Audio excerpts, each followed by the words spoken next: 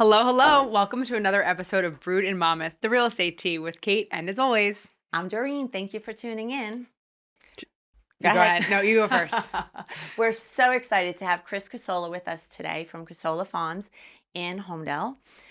Chris, tell us a little bit about your family business. My family came from Italy to New Jersey in the early 1900s. We started out doing produce. We did that all the way through the late 70s, early 80s. Once we started outsourcing produce, we kind of changed pace and we went into the nursery and greenhouse business. And basically, ever since, we still do farming. That's still our roots. But we basically got into the greenhouse, nursery. We do landscaping. And it's ever since that's where we've been going in our direction. Did you start on Route 34 in that location? What was your first location? We've always been in Holmdel, Marlboro, Oh, Monmouth County, uh-huh. from the very beginning. So we moved to Holmdel. We've been in Holmdel. My dad met my mom. She's from Holmdel and her family's been in Holmdel. So it all kind of Yeah. stayed right in that area. That's So we've been basically farming and growing nursery stock and basically servicing, Monmouth County area for forever, for a very long time. So, what is your bread and butter now? Is it? I know you do landscape architect. You do all of that, right? Yeah, so we basically, we can come out to your house. We do landscape design install. We also, encourage people to come to the farm because we have a lot of nice, nursery and greenhouse. It's a mix of, picking plants out, going out just to plant what you select. We also offer full service landscape design, depending on any size job, that the customer's looking for. We do everything from little to large, and everything in between. Right. So you can go from like putting beautiful flowers, on each side of your front door to doing the entire front and back landscaping and Oh, it's hardscaping. amazing. It really is. And as you know, in real estate, one of the most important things when you're listing a house is curb appeal. And there's so many times we pull up to a house and that little 3-gallon shrub is now, over Looks the like the roof Haunted line. Mansion. Yes. Yeah. And you can't even see the house. And you're sitting there and you're trying to explain to the homeowners, buddy, you got your money's worth. Yeah. Yep. We need to see that there's windows. We need to see that there's 2 floors. We need to see that there's a roof and there's brick behind this tree, right? So, it's really important to learn to not let things overgrow. When you come on the farm and you can teach people this is a fast grower, this is a slow grower, this is going to Yep. take over the whole area really, really fast. People need to understand that because I made a mistake sometimes. You bought something that was pretty, you didn't really read it, you planted, and then 2 years later, it's taking everything over and now I'm Mhm. pulling it out, right? So it's hard, but there definitely is so much to Yeah. be educated on with Yep. landscaping. Yeah, so I mean, a big, selling point for us is, you're not just walking into a store where you're buying the wrong stuff. You can come in, you can say, I have a lot of sun, a lot of shade, and we basically can direct you in the right way with the right plants Hmm. and, make those right decisions because I have gone to people's houses and I know they never say judge a book by the cover, but especially for real estate, curb appeal is everything. Hmm. If you see that house, the mowed lawn, groomed landscaping, Yeah. lots of color. You're like, this house is nice. They take good Right. care of their property. The inside's probably Soulful. going to match what's on the outside. And you could do 100%. that, like I know you like to get the annuals every year Hmm. and you can enhance a house if you just want to sell and you don't want to spend a lot of money. You can spend, $100, $200 and really beautify the front of the house and it'll look good during, that season where you want to sell your home too. You don't have to do only big trees, Yes. shrubs. Right. Although we like to sell that, you don't have to do that. So you don't have to be worried about, spending a fortune to make it look pretty. Right. There's a time and there's a need. And it makes such a difference when you do a little pop of color and maintaining it. But what I was thinking too is that every house, every location that the house is sitting on is different. We all don't have the same soil, right? Mine might be a little more sandy than yours or something, Hmm. might maybe a little bit more clay based. The sun hits my house different than the sun hits your house. So I might Yep. want exactly what, my neighbor across the street has, but it won't grow the same way around my house. And that's where it's really important to come in and talk to Yeah. you and their staff. They're so well educated. I think you're born knowing to the Yeah. Casola family, how to grow, what to grow, and where to put it. And that education is priceless. Now you live in Keyport, right? I do. So you're Yeah. part of the garden tour? We are, yeah. So Keyport has a big garden walk where, they put all these houses on a big map, Hmm. and they get a lot of visitors every year. It's a lot of fun. You can go house to house, and everybody has something a little different. Some people have even a fairy garden. Some people have really just manicured landscape.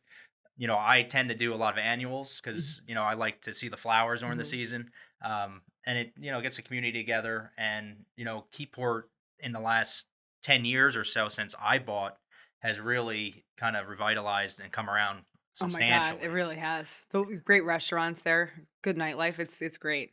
Yeah. Um, when is that this year? I think it's June 6th, 5th Oh, and okay. 6th they do it. I Okay. think it's a Saturday and a Sunday. But again, it's a really good way to get people to really take good care of their homes, and they get, I think, over like 2 or 3,000 people that go to that every year. And the Wow. vendors, there's restaurants that set up, where you can, try their different foods, and it's just a good way to bring people into Monmouth County in that area, because we're seeing a lot of people from different areas moving into that town and Yes. And our what town grows as well. the tree that grows in Brooklyn is the different tree that grows out here. Oh yeah, yeah. It's a lot of variety. Yeah. But what's really nice too is Keyport, that township, amazing visionaries. I mean, they really did so many beautiful things to make that town as wonderful as it is today. And to be able to walk the garden tour is really, really cool. You could bring your kids, put the kids in a Yeah, stroller. It's different than the house tours when you're going through the Yeah, yeah, houses yeah. and just kind of like peeking in a room with the red rope. You know what I'm saying? This Mhm. is so easy and so inviting. yeah. And I'm sure everybody just flocks to your house. They If do. yeah, Yeah, yeah, yeah. I'm I have to sure. make sure it looks perfect. Oh, I bet. I'm A planting the lot of plants, and my judgment. kids are ripping them all out behind me, and I'm like, "Oh, don't touch it, please. Just let me, Leave just it let me, just be. leave it, just leave it." And the dogs in the back are trampling So you do everything this I all planted. day, and then you'll come home and plant too? I do. For Wow. me, it's we It's your work long therapy. hours, so it's believe it or not, it's a therapy to me. Like if I can come home, have a drink, plant plants. The kids do get involved, which is it's really is fun. It's aggravating, but it's fun at the same time because you're teaching them something too, and it's a way to just. To me, it brings everybody together, and at the end result, once it's Hmm. done, you can stand back and be like, proud of what We you've did done, this. and you can do Yes. that. Like Hmm. I know even people who want to plant stuff on their own, and we can teach them what to do and where to put it. At the end of the day, it really it makes a huge difference. Um, Talk to us about Halloween. Halloween, Halloween is chaos. Yeah. That's another part of our business. It's a big part of our business. That's where the farming instincts are still at play. My dad does a lot of the farming aspect of the business.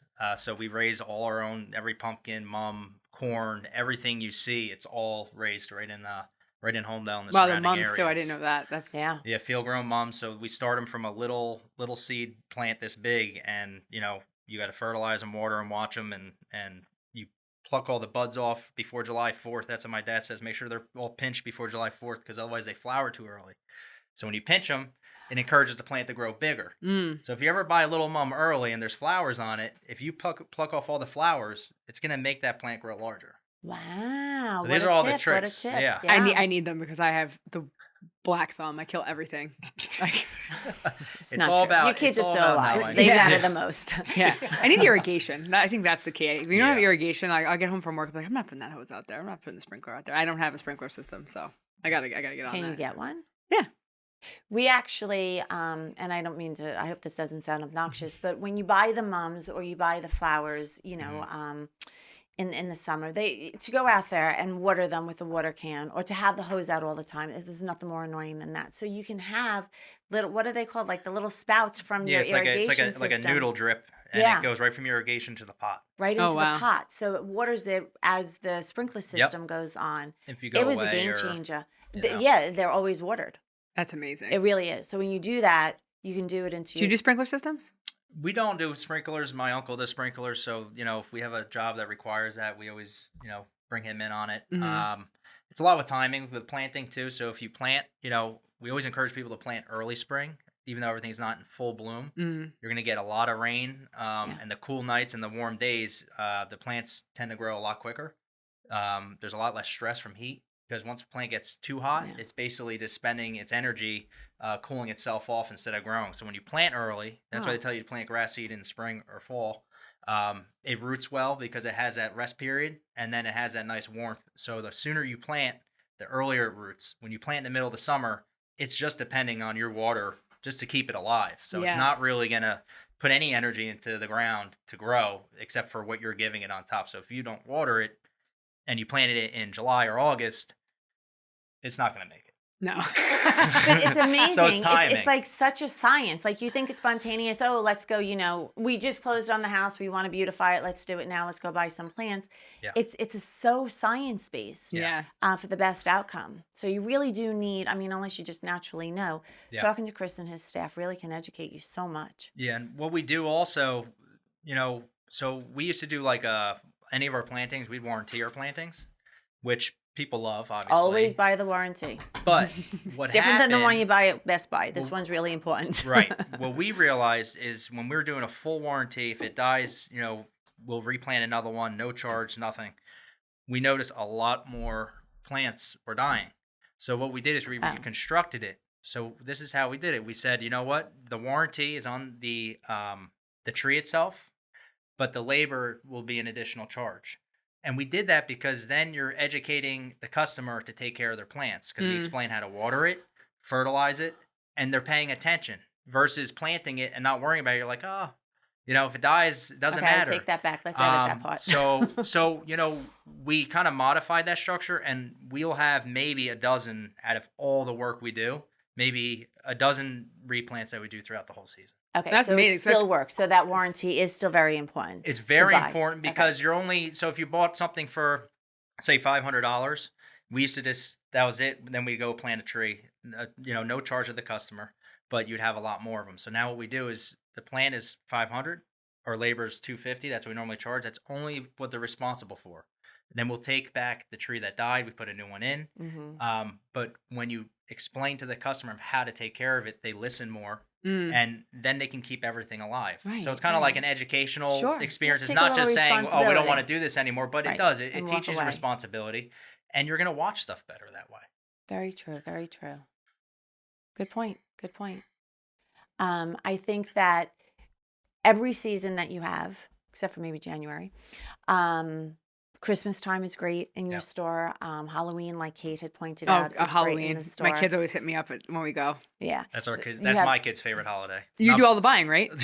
Yeah, we do all the purchasing for picking all the fancy stuff out and the carving kits and all the all the little trinkets and The amazing candy and the shelf placement for all that, the trinkets candy's are really right great. on the bottom level, right where all the kids can reach it. And by the time you wait in that line, you says put it on the counter and that's it.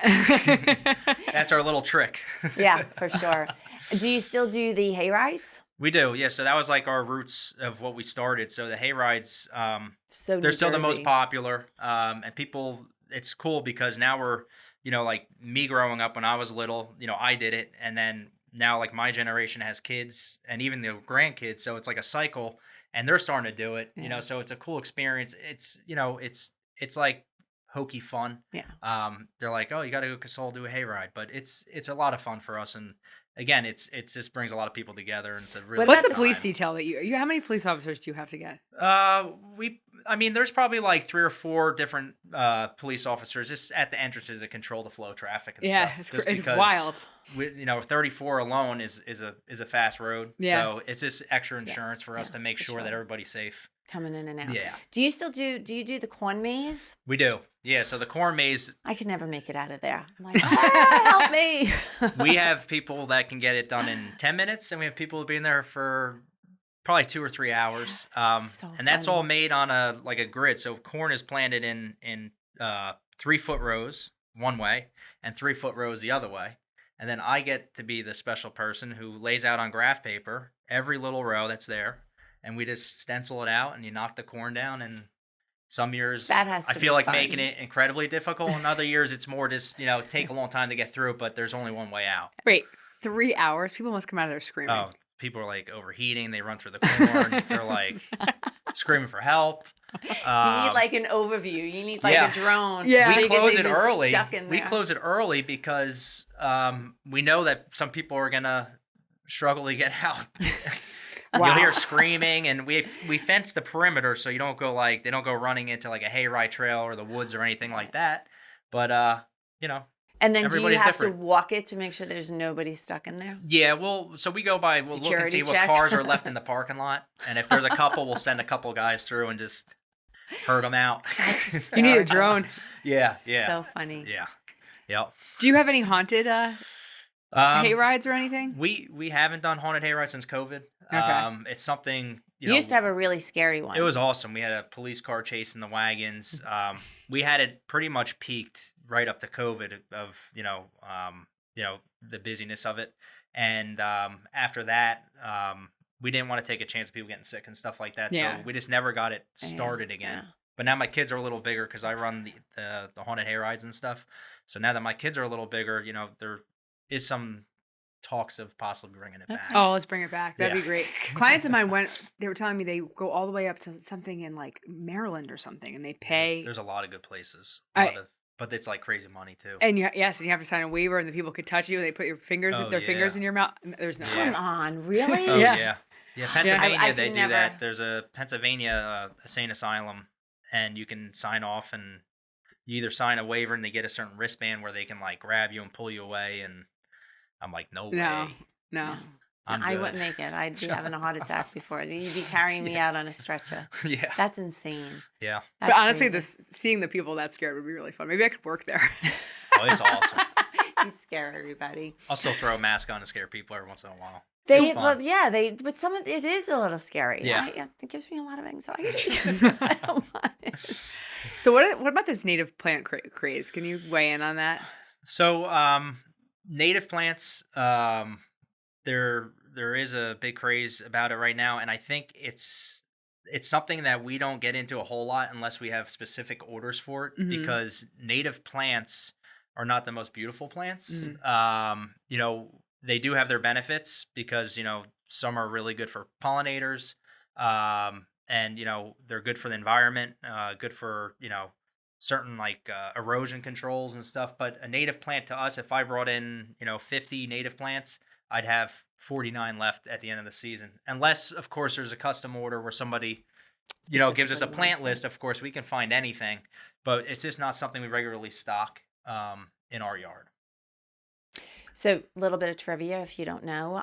Did you know that well, you probably do, but did you know that palm trees are not native to California? I did know that. Oh, okay. And Florida too. They're not native to that either. Insane, right? Yeah. And they're definitely not native to New Jersey. So when you see Yeah. them, you're just like, oh, Lord. They don't just grow on Seabright Beach. That 18-foot tree that's out there, I thought they grow back every year. Yeah, that's an expense that if you have extra money, again, you can get a little palm, but we bring in 10, 12-foot I've palm seen them. trees, and I have customers that especially in the deal area, they're in their house for 2 months out of the year, and some people buy 10 or 12. They line their pools, and it's just it's a Their look. luxury. But it if you like it and that's the look you want, we sell a ton of tropicals, mandavillas, nice Yeah. flowering, Oh, those the are beautiful. Those hibiscus. are beautiful. Yes. Yes. There are perennial hibiscus that look very similar to the tropical one that live year round here. What is your top seller? Actually, can I guess? Tropicals? No, just in general. Go ahead. Arborvitaes? They are. Green giant arborvitaes is the number one seller. Yeah. That's because it's a good deer resistant Yep. privacy screen. Yeah. We have a lot of them. We grow them from just a rooted cutting, and they grow very fast. 2-3 feet a year, and they're an excellent screen. I think most people are going to that. There is an emerald arb that's a skinny one, hmm and the deer eat it like candy. Yeah. And they look like popsicle sticks. Yes, I've You'll seen see that those. down by the shore, even maybe even this whole area with the deer issue. If you plant it overnight, the herd will find it and they'll eat it. That's a little bit of a pet peeve with me. It makes me crazy that people don't replace them. I'm like, how can you leave this And then they start half-eaten trimming them tree? like a lollipop. Yeah, Yeah. it's just so silly looking. We had a deer get into our backyard one year, and they did. They started nibbling Yeah. on a few of them, and I was like, out. They got to come out. And Yeah. Chris got them where they matched Yep. the line that we were in, so it's seamless now. But I don't know how people can do that. Yeah. It's like walking around with half your head shaved. Like, why? Yeah. And again, that's an important part of selecting the right material, Visual. because our area, deer are Yes. horrible. If you plant even Boxwoods. the wrong flower, certain plants, they will just nibble down to nothing overnight. Do any of those deer repellents work? They do. The problem with any deer repellent, it's usually it's a water, sometimes oil base, but you get a couple heavy rains and it's off again. So there's granulars and there is little scent packs they make now. You can stick in the garden. It looks like a little almost like a solar light, and it has some scents in it that is it scares the deer. But I mean, deer are pretty smart. So if you're consistent on I'll go somewhere spraying, else. they'll actually kind of learn that, oh, we don't like what that house has. So if you do it and invest the money into it, it could be beneficial. Or again, you just try to select the right material. Or don't do it. We had our landscaper plant a beautiful assortment of mums. Oh, They're beautiful. I came out the next morning, The next morning, one day. gone. done. Oh yeah. The deer came and ate They every love mums. flower. Yeah. I was so mad. I didn't even pay for them yet, okay? And they were all gone. We went and we got the deer spray. Yeah. So I bought that little can, The little spray bottle, the right? spray Ready-to-use bottle that you bottle. hook up to your hose. Yeah. And I just stood there with that whole container and I sprayed that one area, right? And my hands stunk. Oh yeah. My husband's Never like, smells good. Doreen, that can do the entire property. concentrate, yeah. The concentrated part. Yeah. He's like, you just did that one area? He's like, oh my God. Yeah. The $50 bottle of You were smelling concentrated deer it. repellent's gone in 3 minutes. For months you were smelling it. It was Yeah. so bad. But I was just so livid. I was like, Use a lot like garlic and mint in little- there and capsaicin oil. I don't know what it was, but my hands stunk. Yeah. It was Yeah, that bad. combination, it gets pretty nasty. Yeah, it was really nasty. Yeah, And but then you I'm could just have like, I'm sprayed the done. whole yard. I so, twice. Yeah. Yeah. Yep. Oh man, live and learn. But so Chris, it was great to have you here again because like we said, regular landscaping, when you're living in your house, Oh, yeah. do it beautifully, learn to do it right, hardscape, landscape, make them seamless and so cohesive. Power wash, Yep. keep it just beautiful and sparkly and shiny. And then And Chris is hardscaping too, right? You do it all. We do. Yes. Yeah. So we do paver installs, walls, dry laid walls, everything. And you draw it all out. You show them what it is. Yeah. You point out what trees. And what you can do too is plant seasonally. So there's always a burst of color, or a certain tree is always in bloom, Blooming or at different yes. So times. it's pretty all year round. Mhm. And then when you do decide to move, put some pretty flowers in front of That's the it. front door, trim, and just spruce it up a little bit. But maintenance is key. Some people plant and walk away and they never touch the Yeah. trees again. You have to maintain it. You have to do, a spring trim or a Yeah. fall trim, whatever it is, because it's different. Trees get trimmed at different times. We trimmed back our, what are those gorgeous blue bulbs? Hydrangeas? Yes, our hydrangeas last Yep. year, and they were never flowering. And I learned Yeah. that the you timing. told me, it was the timing, and because they grow on the sticks, kind of, right? Yeah, they So- grow. So like some grow off of like existing wood of the Yeah. hydrangea, and a lot of people cut it off because it's a second year bloom. So if you keep cutting it, it will never bloom. But if you let it go that year, you'll probably start We noticing did, flower. yep. So I'm more and praying more. all my flowers come back this year. Yeah. But it's, you live and you learn. Yeah. But And so plants have like a expiration. Like some of these houses that they planted 30 years ago, they can keep trimming and trimming it. It's going to overgrow. Like a Mm. tree in its natural environment, say even a little blue spruce, a dwarf spruce compared to a regular blue spruce still will get 40 feet tall over time. Yeah. And if you Wow. start skipping trimming it, over a 30-year period, every 10 years, you really should refresh a landscape or constantly be working at it, because if you don't, it's going to overgrow the space, and you can't possibly keep pruning something back that's meant to be large Mm-mm. without starting to make it look like it's something out of a Dr. Seuss book. yeah. And when plants or trees grow into each other, that's really unhealthy for the trees too, right? Yeah, And then you you get a lot can of never dieback. get them back, right? Mhm. Because now they're shot. they're just shot. Yeah. So there's a lot that goes into it, but the reward visually is just it's priceless. Yeah, when you can come home and see your house, just perfect. I mean, if you had a long day, you're like, oh, This at least is you're my home. home. You don't want Right. to come back. You're like, oh. Oh, I know. Scary. That's why I had to leave my house, because I would sit out there. I could never sit and have a beer. I'd be like, oh my God, the amount of work that it would Be out there need. with a beer and an axe. You're coming down. But I didn't want to do that. I didn't want the axe. I just wanted the beer. That's right. That's right. It is a lot of work. But we thank you so much for Thank you. coming. It's great to see you again. I'll be seeing you soon. And people can find you. What's your address? 178 State Route 34 in Holmdel. Which is A pretty Casola much Farms. Casola Farms. It's right off of like Shank Road. Yep, right off right. and across from Roberts Road. Right. So great place, great people, and I hope you go visit them real soon. Great seasonal events for sure. All In October, all just year follow round. the police lights. That's right. Follow the line of traffic. Awesome. Thank you for Very listening to good. another episode of Brewed in Monmouth with Kate, and as always, Doreen, thank you so much. And you can find us on, oh, Lord, Facebook, Twitter. There's so many social LinkedIn. media posts. LinkedIn. Oh, that is true. LinkedIn, YouTube, TikTok, X, formerly known as Twitter, Spotify, and anywhere where you listen to your podcast. bye-bye now. Bye-bye. Clicker, clicker.